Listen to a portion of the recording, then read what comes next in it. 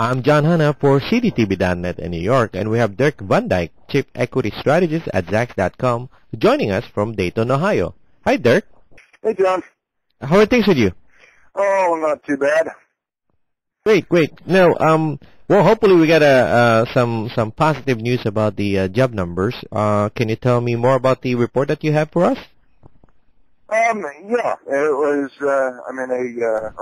I'd say a remarkably strong report. We expected to get 60,000 jobs, and on both a total and for private payrolls. The layoffs from census are, pretty much an old story. They're done now. Or we had 5,000 of them in September, and only 1,000 left. So they're not a major factor. Instead, we got a total of 151,000 jobs, including 159,000 from the private sector, and we lost 8,000 from the government, including 5,000 census workers that were laid off.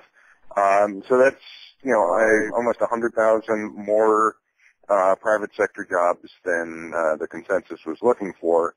And in addition, we also got some very nice positive revisions for the previous months. We previously had thought that we only gained 64,000 private sector jobs in September. Turns out we gained 107,000, at least that's the latest estimate.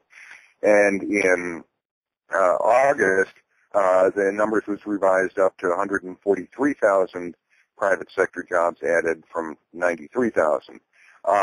That's very encouraging news.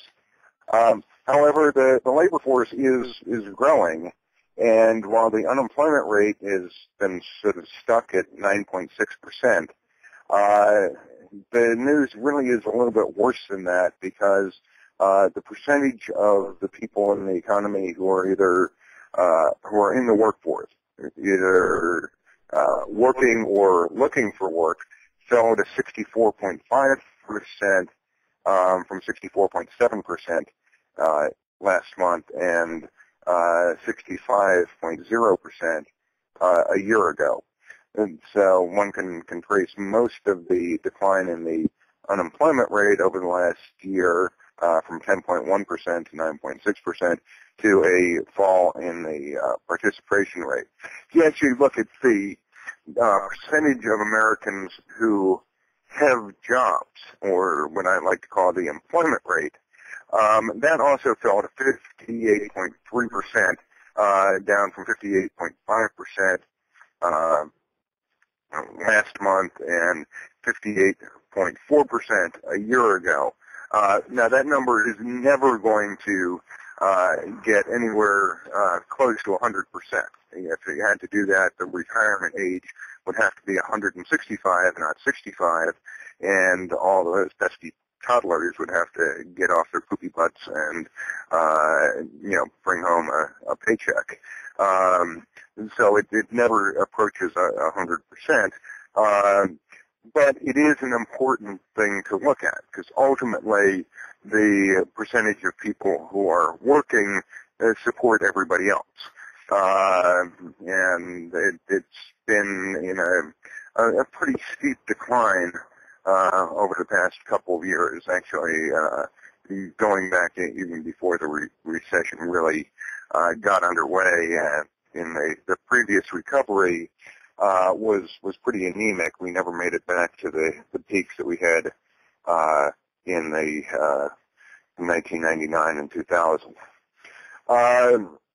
The unemployment rate for men dropped a tick to 9.7%, but for women it rose by one tick to 8.1%. So this is a recession that has been particularly harsh on men, as they've got a much higher unemployment rate than women, but it looks like we're starting to see a bit of an equalization between the sexes. Relative to a year ago, the unemployment rate for men is down from 10.6%, so almost a full percent drop, while the rate for women is unchanged at 8.1%. Overall, this is still a very good report. With that one very major caveat about the dropping participation rate. The other fly in the ointment is that the duration of unemployment numbers ticked up again for the second month in a row. Or actually, there are two measures to look at, and for the median duration, or half above, half below number, it's the second month in a row. So half of all the unemployed have been out of work for 21.2 months, up from 20.4 last month and 19 a year ago.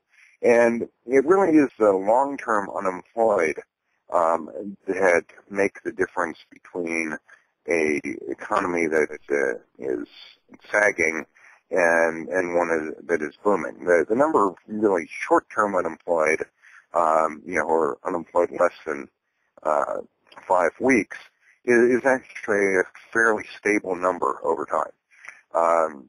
It's the number of people who are out of work for more than 14 weeks, and especially more than 26 weeks, that make a huge difference. And we're 41.8% of all the unemployed have now been out of work for more than 6 months. That is an extraordinary number. Now, we're off a little bit from the peaks that we saw in June on that number, but prior to this recession, the highest that number had ever gotten was 12.3 weeks in the depths of the 82-83 recession. So we're far above that, and that's a good measure of the overall pain that we're seeing in the economy. Now, we got a little bit of news today. Actually, it's about the September employment situation, not the October, that sort of breaks down the difference. That 151 total jobs added to the economy is a net figure. In any economy, regardless if it's booming or it's in an abject depression, there are always going to be people who find jobs, and there are always going to be people who leave their existing jobs. And the 151 figure that we saw for October is the difference between them. But it turns out that the number of people getting laid off or quitting their jobs is not particularly high right now, and it's actually well below the average since the government has been publishing those statistics, which unfortunately only starts in 2001. So really the problem with the economy is it's a lack of hiring, not an excessive number of people getting fired. We also have had, over the past year, a nice increase in the number of job openings, up by 11.6%, although that faded in September relative to August by 5.27%. So while the overall trend is upward there, it's still a little bit on the weak side. But getting underneath that, there's a huge difference between getting a pink slip and telling your boss to take this job and shove it, as the old song from the 1970s said. And there we see some very encouraging numbers, particularly if you look at the private sector side. The the percentage of people who got laid off in September was down 2.09% from October and off to 24.2% from a year ago. And at the same time, the number of people who quit their jobs in the private sector increased by 1.97% in